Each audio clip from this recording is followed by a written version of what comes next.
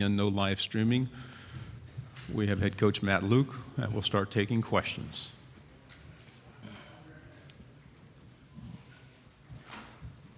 Here we go to your right, Coach. Hey, Matt, does it kind of feel like year one for you all over again, given now that you have two coordinators that you're going through the hiring process and made that decision yourself, plus knowing your season doesn't have to end on Thanksgiving night this year? So does it kind of feel like you're starting year one, even though it's technically your third year in the position? You know, I think there's a lot of energy and confidence in our building for a lot of different reasons. The biggest thing is we're able to sign 31 players and get back to that 85 number for the first time since 2014. Obviously, the coordinators, I like what we've done with our staff. I think whenever you hire two national coaches of the year as your coordinators, I think it makes a statement. And then, and then the ability to go back to a bowl game. I think, the players, the fans, the energy, it's all there. Just all that excitement building and the feeling of normalcy. You come in here and talk about football and not talk about sanctions or bowl games. I think it's going to be a good year. Coach, to your left here on the front row. Clint Schweitzer, Great American Sports Network in Kansas City. Coach, you became the interim head coach at Ole Miss in 2017. Just kind of talk about what this journey's been like for you the last few years, coming in here now as your second SEC Media Days as kind of the guy, and what the pageantry and what it's like being, embraced by a place like Ole Miss, a very special place in Oxford. No, it is. Ole Miss is so special. It's a unique town. It's a family atmosphere, and so the part about being at Ole Miss, your alma mater, it definitely is very special. Last night. We came in last night because of the rain, and you drive up to the hotel and you see the big SEC sign and you see all the banners of all the different schools. Yeah, it was a special moment, and being a coach and a player in this league for now 19 seasons, I think you have a healthy respect, and you just feel really blessed to be a part of such a great conference and all the pageantry that is the SEC. Coach, to your right against the wall. Hey, Coach. Hey. Michael Brent, Center Down South. Matt Corral, I believe he's the only freshman here. Aside from his play on the field, what gave you the confidence to bring him to SEC Media Days to represent your program? You know what? I think Matt has that competitive fire and that competitive nature. He was thrust into a leadership role, and the kids rallied around him. And I think he was a great fit this spring with Rich Rod and that edge and that passion that he coaches with. And so he was just a natural fit as a leader because of all those qualities that he has. And I think people and the teammates gravitate to him because of that. Coach, to your left over here, front row. Coach Noah Groniger, Great American Sports Network, Kansas City. Can you talk a little bit about your time, 2017, coaching Breland Speaks, and now he's with the Kansas City Chiefs.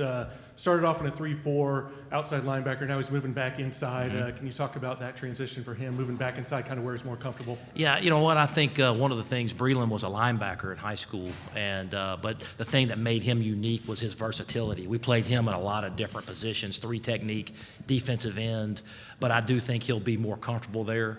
I really saw him grow not only as a player but as a person, and was very instrumental in me sitting right here today. The type of player he was, the way he finished out his career. Coach, to your right against the wall.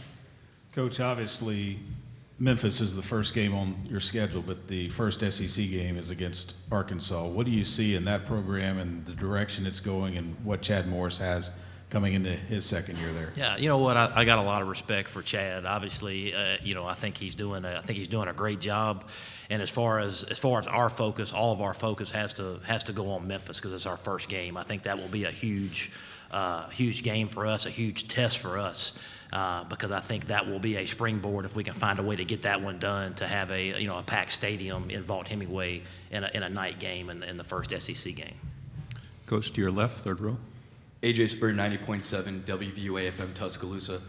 Coach Corral talked about how being ruled out as a young team or an inexperienced team is a motivator for this 2019 Rebels team.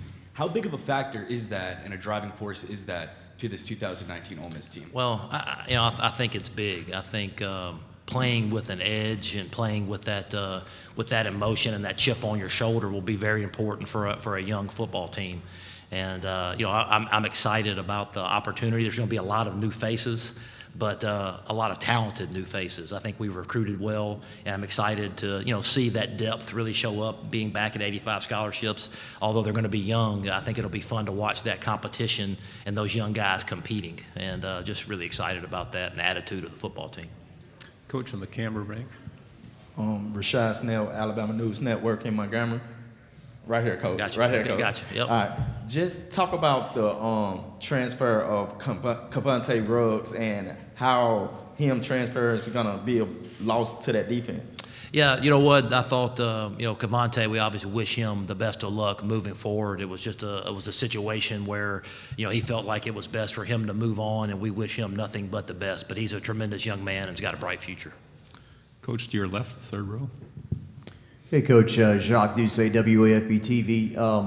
When Ed Ogeron was hired at LSU, there were a lot of people that were kind of doubtful because of his stint at Ole Miss didn't go all that well.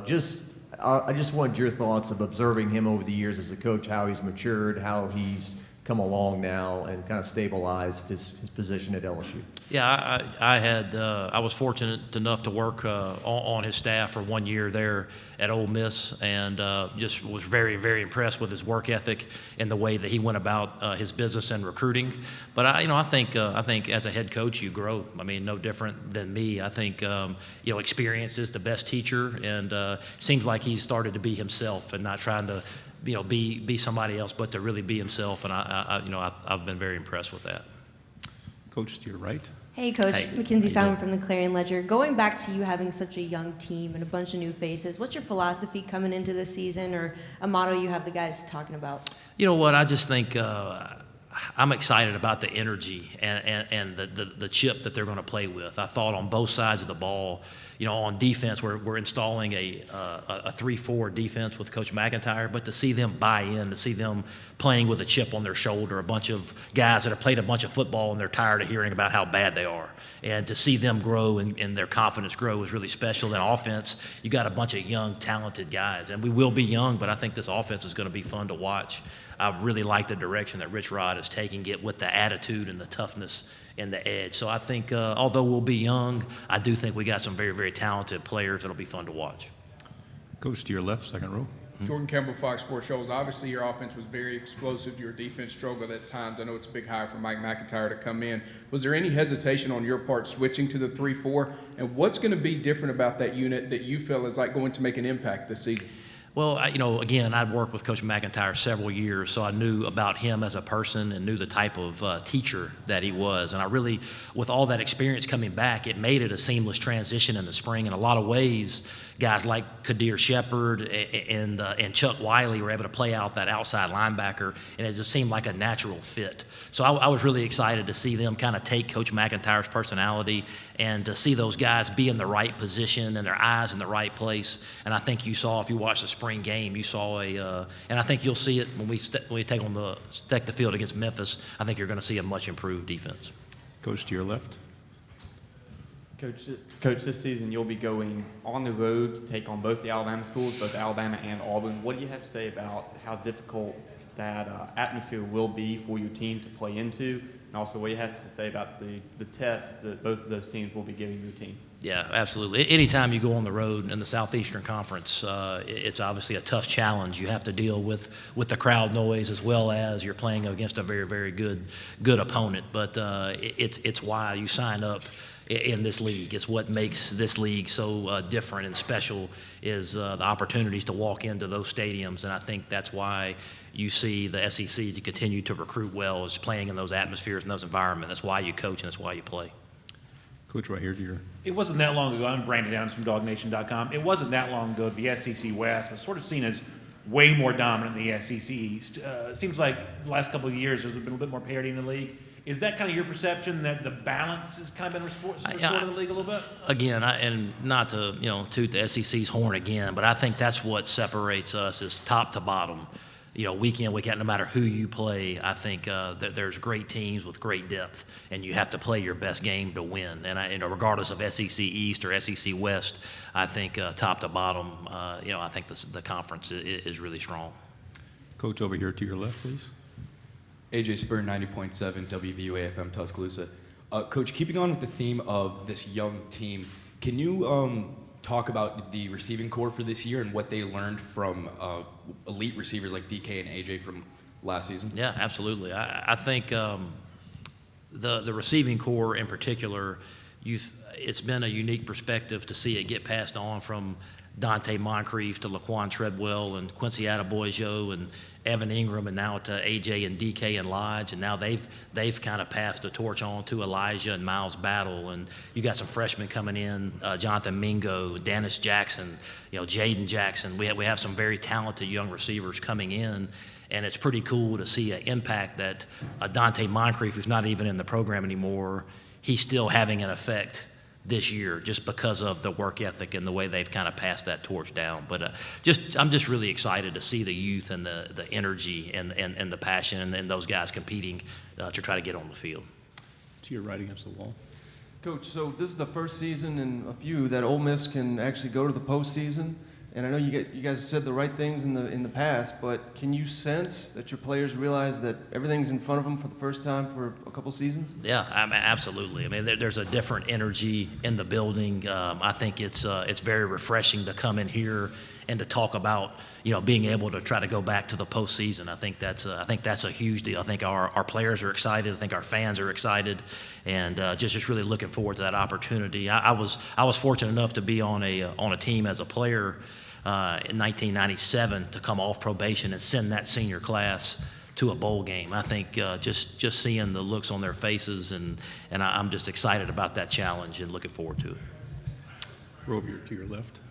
Coach, you don't get to play Mizzou very much. It's something like every 6-7 years in this current schedule set up. You go to Columbia this year, kind of a different road environment. Just talk about University of Missouri, kind of what Barry Odom has been able to bring slowly but steadily, building that program back up. A lot of respect. Barry and I are the same age and kind of came up in the ranks together. He's another guy that's coaching his alma mater and building a really, really good, hard-nosed program. Got a lot of respect for Barry, and looking forward to coming. It'll be my first time. One of the few schools will be my first time playing there, but excited. I think our fans will be excited to travel there and see it. To your left, camera bank. Coach Justin McNelly with WTVY in Dothan, Alabama. A guy on your team, Katie Hill, from our area you follow. What have you seen out of his progression under your program? I'll tell you what, KD is he's a tremendous worker. He's a great young man and a great kid. So able to redshirt last year and get that, gain a little bit of weight, and I think he did a really good job in this 3-4 system, fitting in. And he's got a little bit of flexibility. He can play the 4-eye or the nose, and I think he'll provide some quality depth for us this year. To your right, Coach, third row. Talking about the Memphis game, might have been a couple fifth-year guys who were on that 2015 team that went up there, but can you use that as a message, especially with a non-SEC, non-Power 5 opponent saying, hey guys, I took a Sugar Bowl team that won the Sugar Bowl up there and we got popped pretty good. Does that resonate, or when you haven't played a game in 9 months, do they not care if it's Alabama or a JV team? Yeah, I think they're going to have a lot of respect for Memphis and what they've been able to accomplish and what Coach Norvell has done there. So they're a good football team. We can't really worry about 2015. They'll have our full attention, and again, that'll be a huge game for us. We're a young football team, but going in there and getting off to a good start, I think, is very important to our season. 2 questions. First one over here to your left. Coach, you obviously have a new offensive coordinator, a new starting quarterback, and you lose a lot off your offense from last season. How do you keep your offense from taking a step back this year?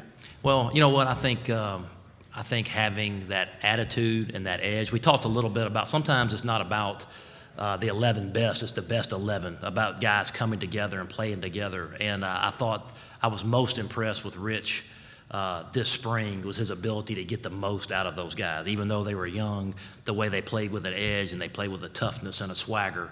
And I think that will be important for a young offense moving forward. Final question to your left. Coach, with a guy like Braylon Sanders to help out a young quarterback, just what could his kind of experience and leadership do to adjust to this new era of Ole Miss football? I think it's big. There are some guys on this offense that have played a bunch of football, and Elijah Moore and Braylon Sanders are a couple of those receivers that stand out. And having that experience is huge. He's been in big games before, and I think him developing that rapport with Matt Corral, not only over the spring practice but also this summer, has been huge. Coach, thank you very much for your time. Thanks, guys. Howdy toddy.